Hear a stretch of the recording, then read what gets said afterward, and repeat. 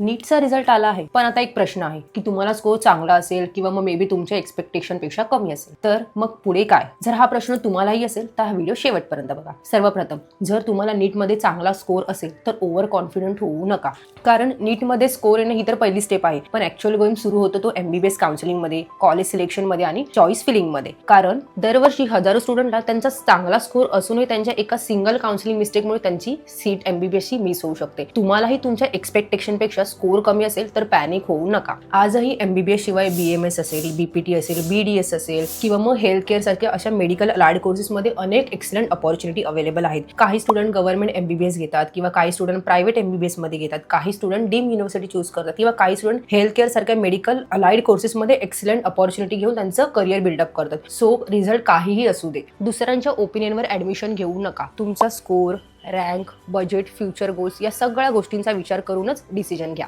लक्षात ठेवा, good score तुम्हाला अपॉर्च्युनिटी देतं, पण स्मार्ट काउन्सिलिंग तुम्हाला MBBS ची सीट मिळवून देतं. जर तुम्हाला ही MBBS काउन्सिलिंग असेल, स्टेट काउन्सिलिंग असेल, कॉलेज सिलेक्शन असेल किंवा चॉईस फिलिंग बद्दल इतर गोष्टी जाणून घ्यायच्या असतील तर तुम्ही आत्ताच कमेंट बॉक्समध्ये MBBS म्हणून कमेंट करा आणि आत्ताच SREC ला कनेक्ट व्हा. थँक्यू.